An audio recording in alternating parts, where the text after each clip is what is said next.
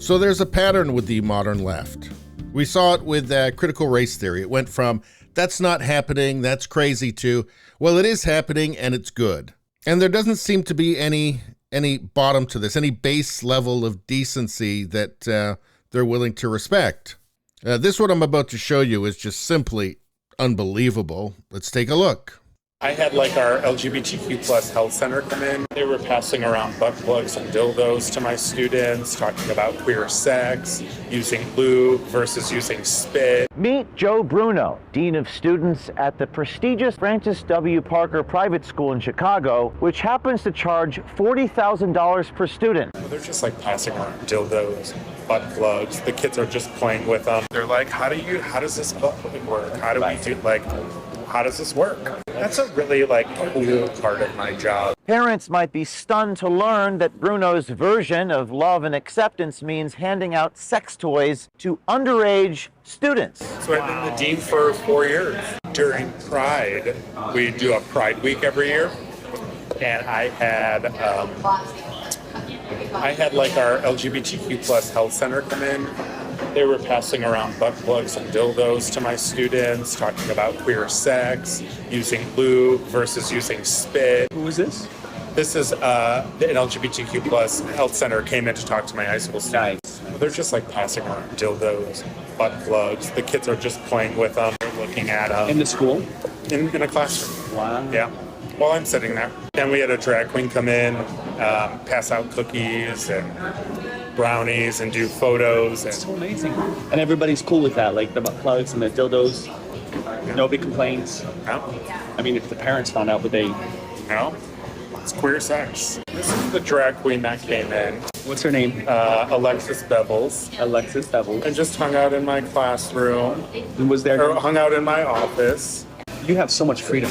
So much wiggle room. So much freedom. So much money. I mean, to do stuff. Trustees are okay with that too? They don't know. They would. It's like I wouldn't even run it by them. Why would I run it by them? They'd be like, oh my God, that's wonderful. Yeah. How old were the kids with the classroom? 14, 18. They're like, how does this work?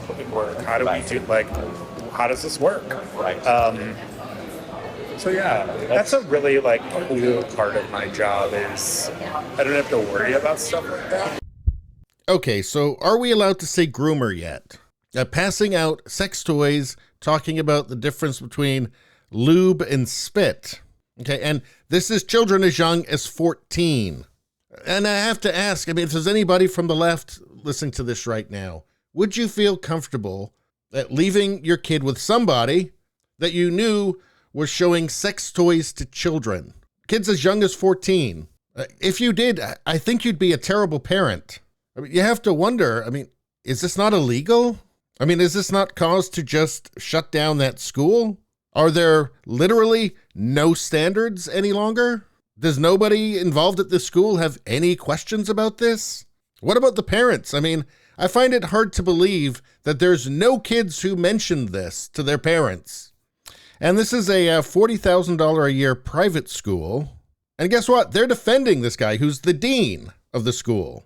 Here's the headline from WGN9. Private school defends dean after Project Veritas claims sex toy shown in class discussion.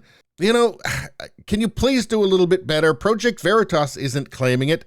The dean himself was saying he was doing it. Just reading this article, you can see why this stuff is happening. It says an elite private school in Chicago is facing online criticism after a dean was recorded by a right-wing activist group talking about the school's sex ed programming. So let us know right-wing right off the bat, because that's the real problem here.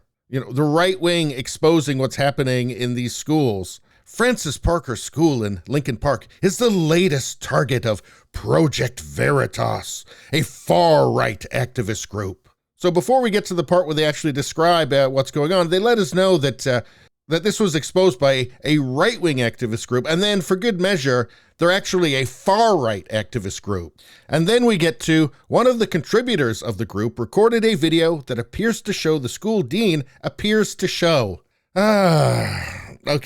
the school dean saying sex toys were shown to students as part of a discussion. So he doesn't say that they were shown to students. He's saying that they were handed out to students. Also talking about lube versus spit to 14-year-olds. The school released a statement saying Parker's Board of Trustees supports the inclusivity of its curriculum. A school spokesperson said the dean was, quote, filmed without his knowledge or permission, because that's the real problem here, right? While describing one example of our inclusive LGBTQ plus affirming comprehensive approach to sex education. So yeah, handing out dildos to kids. Veritas deceptively edited the video with malicious intent. Deceptively edited? Did you see the deceptive editing there? Or did you just see him saying the messed up stuff he does in class? Not admitting it, just saying quite openly, yeah, this is what I do, and I think it's great. So again, this is why this stuff just happens, because you look at this article, and who's the bad guy in this article? Is it the guy handing out dildos to kids? The guy that you wouldn't leave alone with your own child, right? Or is it that evil far-right group that just simply filmed him saying what he does and showed the public? It's actually called journalism. It used to be called journalism. Now it's called far-right activism, apparently. And it gets even better, because the Chicago school at the center of Project Veritas hit. Why on Fox News are they saying hit? But why don't they say expose? Let's fix it. Chicago school at center of Project Veritas expose offers affinity groups for pre-K, says white kids can't attend. This school is apparently just a completely neo-Marxist dystopia. And I say Marxist because all this stuff is inextricably linked to Marxism. And the people who push this are all Marxists. Of course, that is, except when they're buying millions of dollars worth of houses. But anyway, let's see. So the same school offers students of color affinity groups that meet once a month and that are exclusively for pre-K to grade 12 students of color. Because I guess we're learning from the modern left that it turns out racism and segregation are actually good things as long as they're doing it. But hey, we also used to know not to give dildos to kids. So what do? I guess if you can, you got to homeschool, or you got to be very, very careful about what school you put your kids in. Anyway, please subscribe, like, and share. Sharing really helps me out. I thank you for doing that. I will see you next time.